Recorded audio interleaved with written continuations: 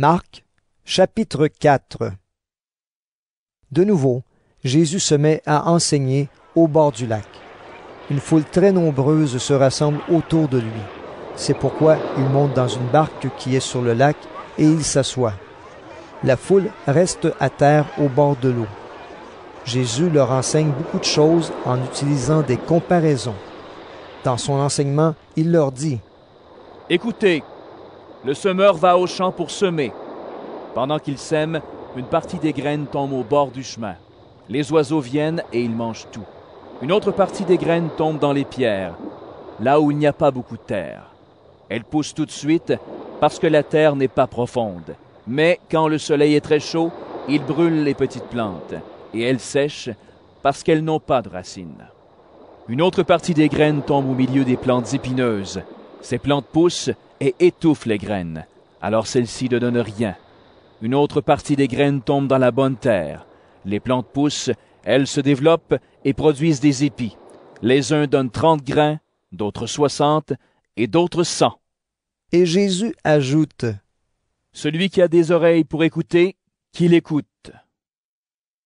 Quand Jésus est loin de la foule, les 12 apôtres et ceux qui sont avec Jésus lui demandent : Pourquoi est-ce que tu utilises des comparaisons? Jésus leur répond : Dieu vous donne à vous la vérité cachée du royaume de Dieu, mais les autres gens entendent seulement les comparaisons. Ainsi, ils regardent, mais ils ne voient pas. Ils entendent, mais ils ne comprennent pas. S'ils comprenaient, ils se tourneraient vers Dieu, et Dieu leur pardonnerait. Ensuite, Jésus dit à ceux qui sont là : Vous ne comprenez pas l'histoire du semeur? Alors comment allez-vous comprendre toutes les histoires qui parlent du royaume? Le semeur sème la parole de Dieu. Certaines graines sont tombées au bord du chemin. Le bord du chemin, ce sont les gens qui entendent la parole. Mais Satan arrive tout de suite et il enlève la parole semée dans leur cœur. D'autres graines sont tombées dans les pierres.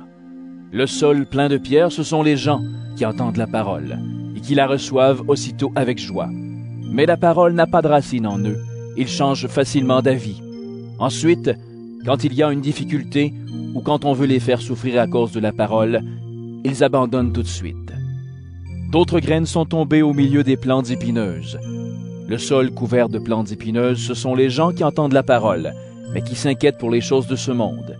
Ils cherchent de fausses richesses et ils ont beaucoup d'autres désirs. À cause de cela, la parole est étouffée et elle ne produit rien. D'autres graines sont tombées dans la bonne terre. La bonne terre, ce sont les gens qui entendent la parole et qui la reçoivent. Ils donnent des fruits, les uns 30, d'autres 60, d'autres 100. Jésus leur dit encore : Quand quelqu'un apporte une lampe, ce n'est pas pour la mettre sous un seau ou sous un lit. Au contraire, il la place bien en haut. Tout ce qui est caché, on pourra le voir. Tout ce qui est secret, cela paraîtra en pleine lumière.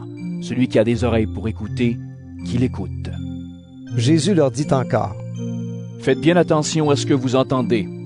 Dieu vous donnera comme vous donnez aux autres, et même il fera plus que vous.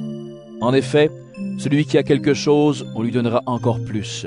Mais celui qui n'a rien, on lui enlèvera même le peu de choses qu'il a. Jésus dit encore : Le royaume de Dieu ressemble à ceci. Un homme sème des graines dans son champ.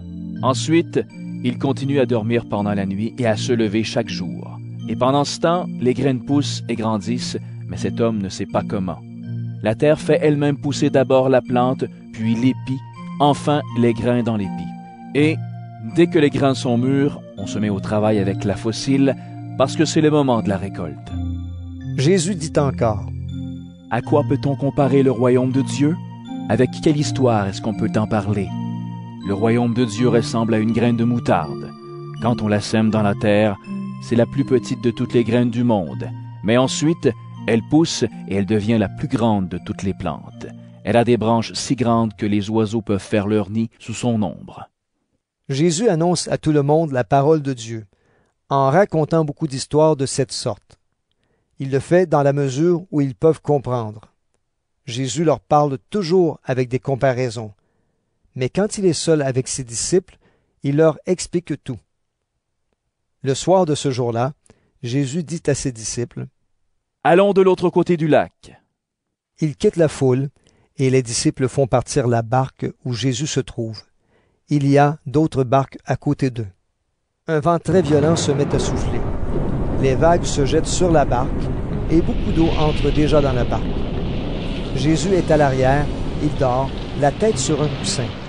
Ses disciples le réveillent et lui disent: « Maître, nous allons mourir. Cela ne te fait rien? » Jésus se réveille. Il menace le vent et dit au lac: « Silence! Calme-toi! » Alors le vent s'arrête de souffler et tout devient très calme. Jésus dit à ses disciples: « Pourquoi est-ce que vous avez peur?